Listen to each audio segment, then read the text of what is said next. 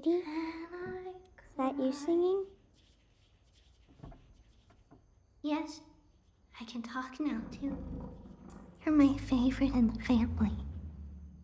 But you don't even know me. Exactly. That's why I want to know all the different things about you. Like what? Like how your little piggies taste. All right, my name is Shannon McGrew from Creepy Kingdom. Thank you all so much for speaking with me today. Nice to meet you. Yes, likewise. I'm a huge fan of deviled eggs. And so I guess that's over with. But to start things off, why reinvent the mummy again in 2026? And let the producers start there. Well, for me, it's as simple as the fact that I'm a huge fan of the mummy movies, the mummy stories just in general, right? You know, all the way back, there have been so many versions, all the way back to the Boris Karloff version. And I don't know, there's just something about it that is still, that still, even though it's old, but still feels relevant. It's such a great monster character. And I just felt like, you know, we could potentially do a horror version. This is not the action-adventure version that The most Mission people... Impossible one? No, the one before that. I'm one of the few people that love the Mission Impossible one. Okay? I love the Tom Cruise version. I don't hate it. I love the Tom Cruise version, you know. Anyway, but I felt like we could, you know, really do something special and unique, but really lean into the horror side of things. And that was when, you know, we spoke with Lee early on about this, and he just took a spark to it. And it's mysterious as well. We all love a mystery. You know, that idea of something hidden, something that shouldn't be unearthed. Yeah. That is, we're always going to get drawn towards that. Yeah. Did you want to add anything? I can't. They said it so perfectly.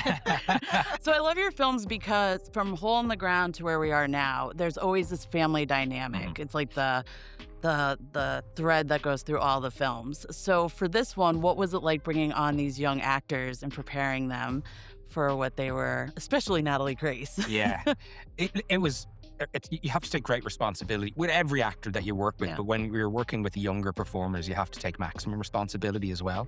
One of the things that I always do, now this is not with Natalie, who's like 19 when we made the movie, but with the younger actors as well, when they experience horrific things, is get them on the inside of the process, the making of, you know, come to the workshop, check stuff out, play around with some things, and turn it into Halloween in a way, you know, and like make sure that it's actually a fun time for everybody. So long as they know when the camera's rolling, it's not fun anymore because you need the necessary fear or performance or the scary thing that you need them to do.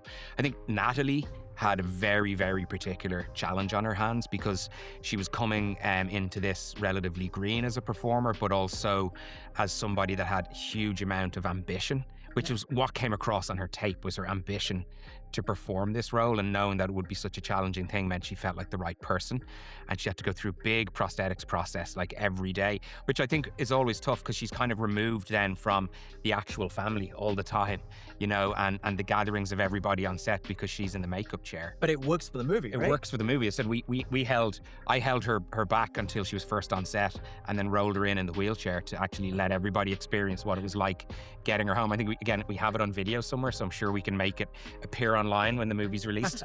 And also then the physical that she did was she grasped it with both hands. She wanted to be the monster and the character and be all of these things and be as authentic as the rest of us wanted the movie to be.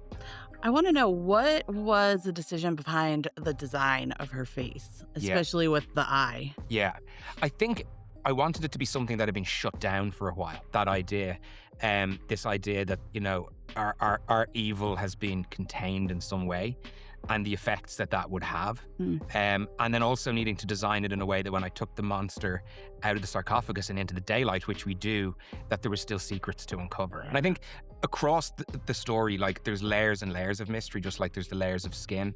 And for me, for me, certainly as a movie watcher, and I'm going to want to try and make stuff that I'd like to watch, that is kind of fun and entertaining to me, that you've got all of these different things to pick apart, and yeah, it's reflected in how the monster's designed and then also in how the story plays out.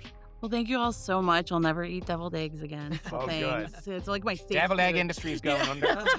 Thank you all so much. As is the pedicure industry. Thank you for watching, and thank you to our sponsors and Patreon producers for making this video possible. Hit the subscribe button so the creepy fun never has to end. This is Hannah reminding you to keep it creepy.